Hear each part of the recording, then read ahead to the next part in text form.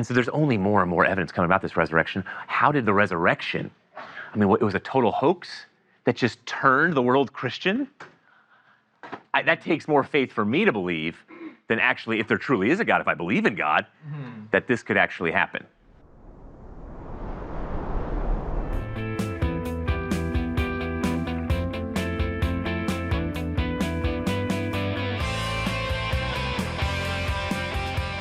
I personally, well, first of all, am personally curious, like, for example, as a Jew, what necessarily makes me unsaved versus saved. But then expanding off of that, I do, like, you raise an interesting point about how in Scripture there is not a good justification for a lot of these malicious acts. Correct. But also at the same time, a lot of institutions that are Christian institutions act in the name of Christ, take a lot of acts that go directly in the face of that. So one thing for me is, I think with the idea of saved versus unsaved, there's been a lot, that's been a major reasoning for why there's been a lot of like cultural erasure in history, which I think is not a great thing. And I'm just curious about kind of that dissonance between religions suggesting that individuals act out this one way and then the institutions that teach that religion acting in a different. The overwhelming evidence is just exactly what you said, that many Christian institutions have perverted Christ, they've abused people, they've been racist, they've been greedy as all get out. I think you'd be an idiot to put your faith ultimately in a Christian institution. I don't care what that institution is. This is maybe viewing Christians as a, I guess, political force rather than individuals, but it is, it is maybe harder to accept that as like, and like I personally don't necessarily have any ill will, but it is difficult to say, okay, well, all of the people who believe this thing disagree with this action, but then everyone as an actor in the world is doing these things. Has America always followed the teachings of Jesus? No. Correct. Therefore, if anybody tells you that America is a Christian country, I would encourage you to ask them, please tell me what you mean when you say that. When America follows Jesus Christ, America is great. When America turns its back on Christ, America turns ugly real fast. I don't care if it's slavery, child sex traffic trade, the exportation of pornography, greed, the abuse of power. America turns ugly because it turns its back on Christ. But when America follows Christ, it is an incredibly great country. And you just go right down through American history and you know. Great things, obeying Christ, horrible things, disobeying Christ, being grotesquely narcissistic, self-obsessed, elitist. I mean, it's just the list goes on and on. I guess in any case, whether, regardless of the religion, but with Christian actors who act against Christ, especially when it seems that, let's say the far majority of Christians probably belong to one of these organizations that has advocated for something that it seems to be would be against these teachings.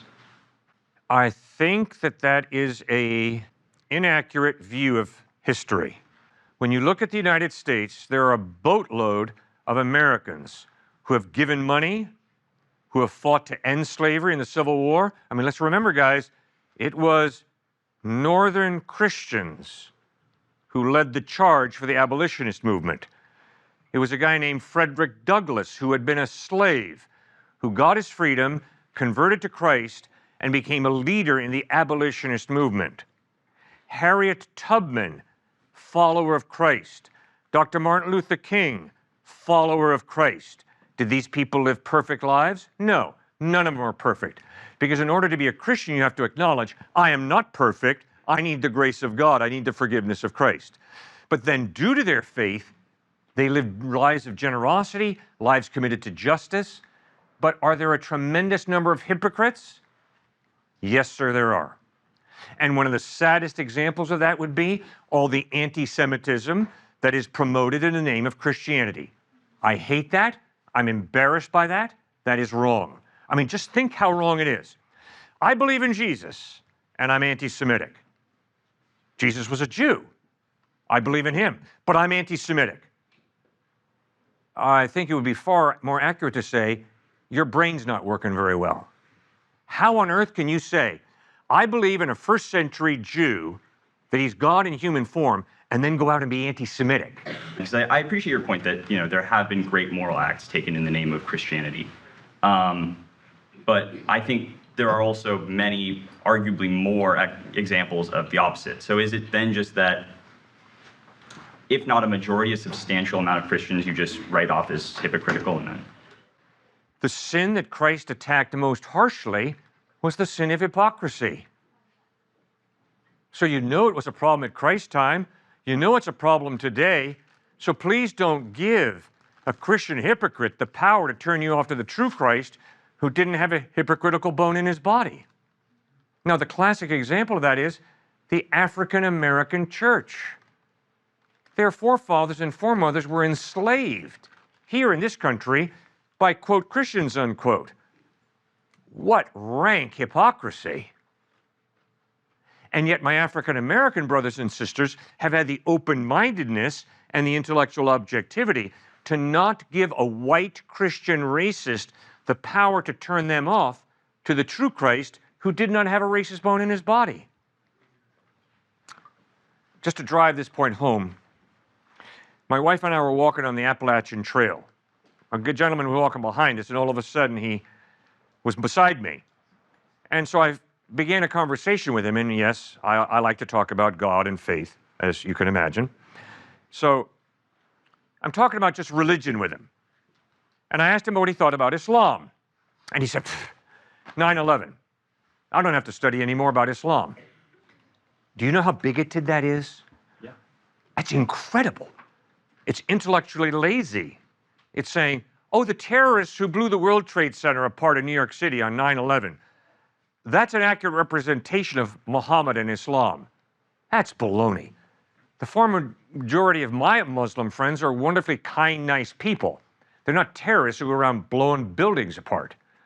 So the challenge when it comes to who is Muhammad is read the Quran, do your homework, and ask yourself, is the evidence of the way Muhammad taught, lived, died, and whatever happened after his death point to his reliability, or does it not? The same thing you got to do with Jesus. Does the evidence of the way Jesus lived, taught, died, and rose from the dead point to his credibility, or does it not? So I'm kind of like 50-50, like atheist, agnostic. My friend Zion's brought me out here today. He's over there in the crowd. He's Christian. Yeah. So my question is, I was gonna ask about like the validity of like Christianity, but you guys talked about that a lot, so I'll kind of just skip that. What makes you believe in Christianity over like other religions? And then when did you start becoming a believer? Because of who Jesus Christ is. Okay, if you're an honest truth seeker, then you better start cracking some books. I almost ditched my faith my sophomore year of college because I started wondering, is there more evidence for Christianity or hedonism? Because I like to have a lot of fun in life and experience a lot of pleasure. And that fits my experience. So maybe the earth just ends, we fall through a trap door into nothingness. So why not just live for narcissistic hedonism? It's all about me. It doesn't make sense to serve other people unless I feel better about myself in going to the soup kitchen. But it's all about me ultimately because I want my own meaning and purpose and happiness here on this planet because I know there's nothing else. There's no God asking me to serve. So why would I serve? Or for example, if I could get away as a free rider on cheating on a lot of my tests here at this school, and it's not going to really hurt anybody, why not do so? I think it makes a lot of sense. Mm-hmm. So it's all a form of narcissism that if I was an atheist and a hedonist specifically, I think that's consistent with that worldview. Or it's consistent just with raised red in tooth and claw, the evolutionary theory. The powerful dominate the weak. And so why not just have buddies who are powerful? Why not look at the handicapped and say, here's just a tax on society. Come on, this world is all there is. Let's purify things, eugenics, to make things a lot better for the powerful that eat the weak. That's consistent with an atheistic worldview. But I think so many atheists are inconsistent, and all of a sudden they smuggle in these Christian, Judeo-Christian values that this nation was built upon, and they say, no, let's have human rights. Let's say all people are valuable. Hey, let's go about being compassionate, kind, and having pity for others. Hey, let's go about even trying to forgive an enemy. Well, you're just stealing from the Christian faith and calling yourself an atheist, but you're really just a Christian. So yeah, wait, when did you guys become Christian? I became a Christian, I got baptized when I was 10. But like I said, my sophomore year of college, a lot of my friends were saying, oh, all our Mormon friends are brainwashed. And I looked at them right in the face and I said, well, how do you know we're not brainwashed? We got taken to church, so we better start doing our homework to figure out if our worldview is correct. And so I believe, based off of the historical evidence of the resurrection, there's a ton of it. And scholars just came out with a new 700-page volume 1 of all evidence of just the resurrection. Volume 1 of, I think there's going to be like 4 or 5. And so there's only more and more evidence coming about this resurrection. How did the resurrection, I mean, it was a total hoax that just turned the world Christian? That takes more faith for me to believe than actually, if there truly is a God, if I believe in God, that this could actually happen. So you kind of became Christian when you said you were like 10, sort of? Yeah. Okay. And do you think that your like upbringing, like your family had a big influence in that? Partial influence. Because I was talking to my friend about this too. Like, I feel like within like religion, it seems like most people that I know that are Christian is like the majority of the people I would say who I know that are religious, what they follow. They're Christian because they were raised Christian. And I feel like maybe if they weren't, they wouldn't be, I guess. So I was going to ask you guys about that too. Well, I'm a PK, pastor's kid, so I have a 75% chance of not being a Christian. Oh, really? Okay. 75%. Okay. And so you even asking the question actually shows that you have a form of atheistic upbringing. Yeah, I do. Yeah, exactly. So that's a very atheist question you just asked. So it's called the genetic fallacy. So you're basically just a construct of how you were raised by saying that very question, because the majority of the world is not going to ask that question, right? And so you've been formed by the atheistic enlightenment form of thinking. So you're going to say the genetic fallacy, which is, hey, you're just what your parents were. So you could say everything is formed by your upbringing. But I don't believe that's the case. I think we have the free will to actually decide to be honest truth seekers and hopefully push as much emotional bias and sociological bias out of the way as we possibly can. Okay. I don't know. I still think that there's a big leap for me in like believing in like any religion just based on like you guys talked about it, but I still feel like there's somewhat of like a lack of like concrete evidence. And maybe that's just like, it's like two sides of a coin. Like it's not necessarily right or wrong. I don't know. But yeah, I'm still figuring out what I'm living. Well, do you think you have a God-shaped hole that any type of pleasure, for example, ultimately those things are going to end or they're going to crush your soul. You know, if you live for money, that will crush you physically, emotionally, and psychologically. If you live for your family, I hate to say it, they're all going to be ripped away from you or you'll be ripped away from them when death hits. If you live for pleasure, ultimately, yet again, studies aren't good on that. You're going to ruin yourself. And so the question becomes, all right, well, what's going to ultimately sustain me? I think a God-shaped hole shows that you want something, you need something even psychologically. That's why the incredible author, David Foster Wallace, as an atheist, sadly he hung himself because he had schizophrenia, oddly enough, but he was brilliant and he said, look, every single person on this planet worships. You give your ultimate authority to. You worship something. That is number one. You said kind of pleasure.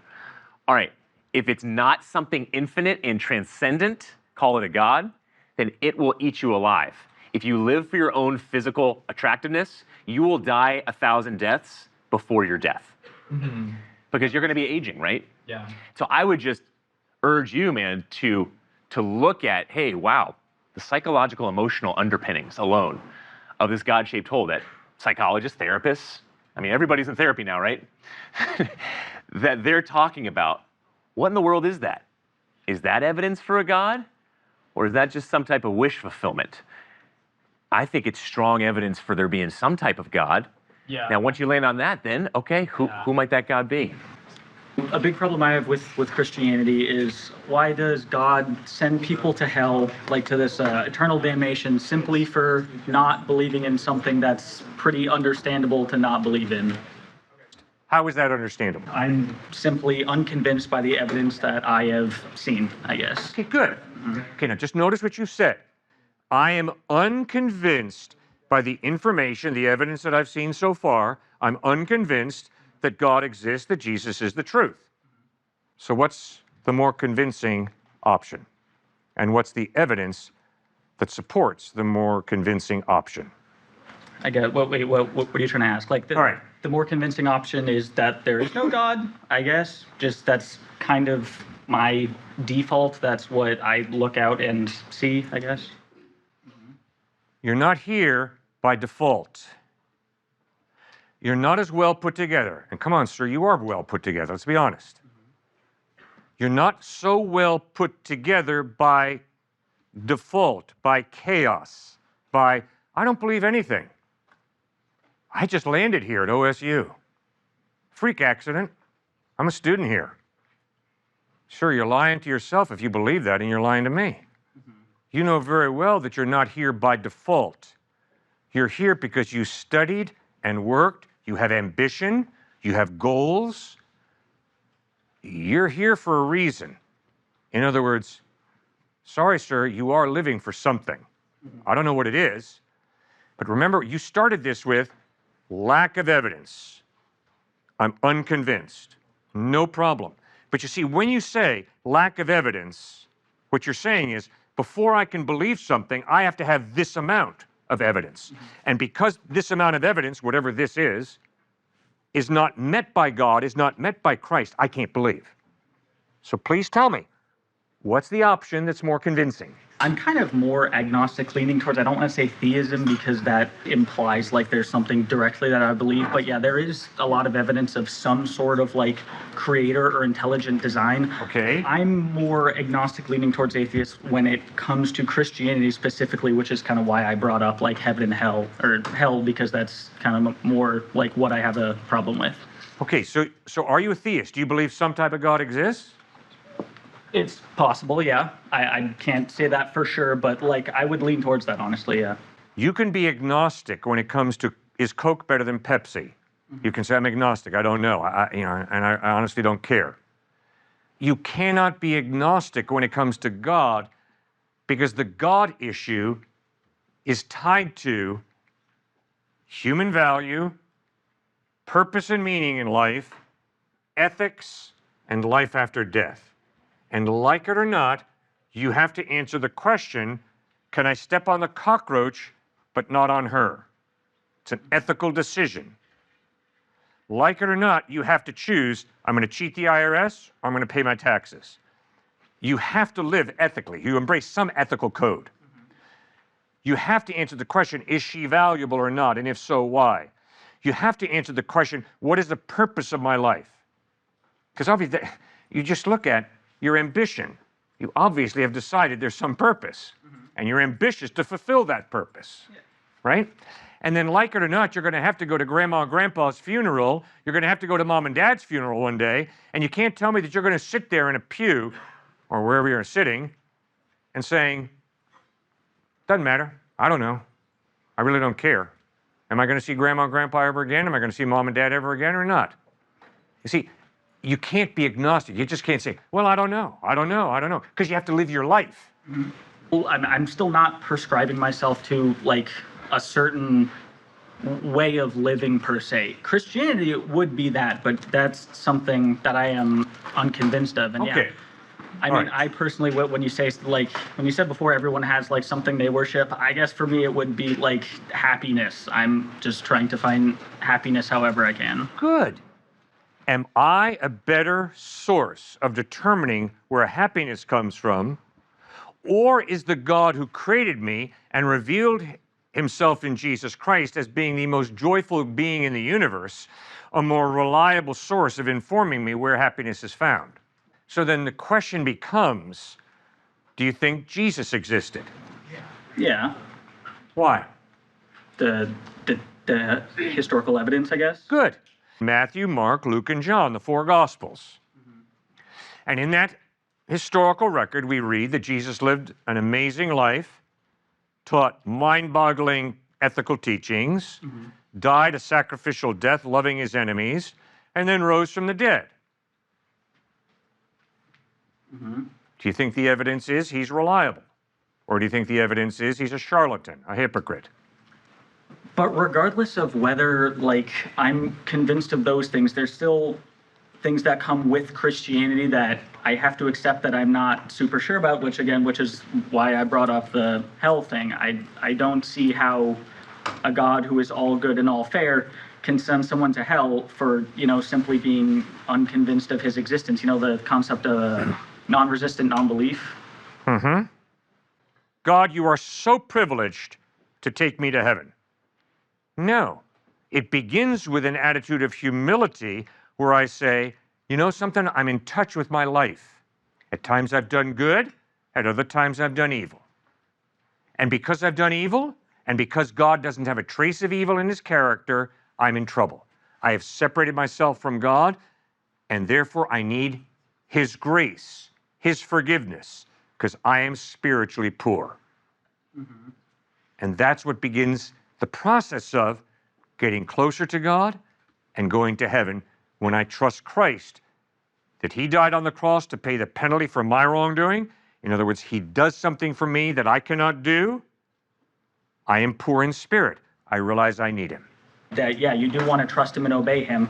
Again, that like puts you into, okay, you're now a Christian, and there's all these other, like you read the Bible, there's all these other things in there. You're like, okay, there's things in here. Okay, I don't really agree with that. That's maybe a contradiction. Yeah. Okay, maybe I like wasn't right to like follow and try to trust Jesus or whatever. Okay, well then it becomes a simple issue of this. Am I a better source of defining good and evil? Or is God? God's all-loving, Jesus revealed. God's all-knowing. Am I really convinced that I am a better source of defining good and evil than God is? So, my point is, but if you're going to get inside Christ's framework, what he's saying is, God is all-knowing, God is all-loving, therefore God knows better than you do. So don't worry. You first have to ascertain, does the evidence point to Jesus being reliable or not? And if you conclude the evidence of his life, teachings, death, and resurrection is he is reliable, then you got to trust him, if you're intellectually honest. You got to put your faith in him, and then you understand. Although I might disagree with him about some ethical issue, because he's all-knowing and all-loving, it's wise to obey him. Because that's the question you were asking. You were asking, if I put my faith in Christ, but I bump into a teaching of his that I disagree with, what do I do then? The answer to your question is, what you do then, if you've already examined the evidence that he's reliable, you've already put your faith and trust in him, but you bump into a teaching of his that you disagree with, well, then you got to ask yourself, is my heart a better measure of good and evil, or is an all-knowing, all-loving God a better one to determine and define what is good and what is evil? Well, do I trust him? You say, okay, yeah, I agree with these things that he says, and then if later down the line you disagree, then that kind of brings you back to where you were at the start, and maybe like... You meet a guy who taught like Jesus taught, who lived like Jesus lived, who died like Jesus died, and who rose from the dead like Jesus rose from the dead. I think the overwhelming evidence is you want to trust that dude. He's reliable. Mm-hmm. That's how you come to faith. Then, you're no different from me. You put your faith in Christ, but what you begin to realize is, oopsie daisy, when it comes to sex, I disagree with Jesus. When it comes to money, oopsie daisy, I disagree with Jesus. I don't want to be generous. I want 2 houses, not just one. I want 4 cars, and I would like a Tesla and a Mercedes also. And you begin to realize, uh-oh, Jesus says, no, you don't live that way. Instead, you consider giving money away to feed the hungry. Oh my goodness, that makes me very uncomfortable. But then you've got to start asking yourself, wait a second, is the all-knowing God, who's all-loving, a more reliable source of information about good and evil than my heart? That's a no-brainer. My heart is one twisted thing. I'm a twisted dude. At times I do good, at times I do evil. So I'm going to trust Christ even though I disagree with him, and I do at times. That's why I sin, I rebel, I don't agree with him, I don't submit to him. But I ask him for forgiveness, and I keep going with him. Yeah, so before you had asked me, it's like, do you think Christ is reliable? And I haven't looked super deep into the historicity of the Bible and Jesus, right. But based on what I've seen, right. Yeah, he seemed like a great dude. He did great things. That's not me acknowledging that he is God and he's all-knowing and all-loving. No. But that's what you have to presuppose to then, when you disagree with him, just say, oh, I must be wrong. Like, I must have just... Well, no, what you do is you examine his lifestyle, his teachings, his death, and his resurrection, and you decide, does the evidence point to his credibility, his trustworthiness, or does it not? And if the evidence is that he's trustworthy, you take a step of faith, you trust in him, you begin building a relationship, a spiritual relationship with him. You experience his trustworthiness now in your life, and then boom, you hit the wall, like I hit the wall, like most of us hit the wall, and say, oh, we got a disagreement here. But then you ask yourself, am I more reliable as a source of information about good and evil than the God who loves me, who created me, and who's all-knowing? I can say that, yeah, he seemed like a good dude, but I can't say, like, for sure that he was, in fact, God and all-knowing and all-powerful, and that's something that I feel like you have to presuppose before you just give him authority, like, to everything, and, like, I no longer know what's good for me, you know? Well, I would push back against he was a good dude. He was saying things like, unless you hate your father and mother, you can't be my disciple. Doesn't sound like a very good dude to me. How about the chords that he used on the money changers in John chapter 2? Flipped over tables. Sounds like a pretty angry dude. But then most of all, he said, worship me. I am the way, the truth, and the life. Worship me? Sounds like an egomaniacal dictator. He claimed that you cannot live a selfish life. He claimed that you have to forgive even your enemy. And I don't think you think he's as cool of a dude as you are saying right now. And if you do, if you are being honest with me, then you're right. You haven't read much about his life. And I would ask you to please read about his life. Yeah, okay. So don't come to him just because you think he's a cool dude, because nobody was coming to him when he was alive because they thought he was a cool dude. They either wanted to stone him, hang him on a cross, or they wanted to worship him as God. There was nobody who was like vanilla and in this neutral space of, hey, he's kind of cool. Let's hang out with him, right? There's no hippie movement going on at the time saying, hey, Jesus freak, let's just smoke weed and hang with Jesus. So what makes him God is ultimately the historicity, the evidence behind the resurrection. Did that occur or not? And so if you believe that it occurred, well, then you got to worship him as Lord. If it didn't occur, then he was just a charlatan, amongst many other crazy charlatans that you should say, no, let's discard. Yeah, sure, you can take some of the Judeo-Christian values, but that still came from a crazy, egomaniacal charlatan. So be careful in taking those from him. And how would the top ethical teachings were simply footnotes, like Robert Coles said at Harvard, to the Sermon on the Mount.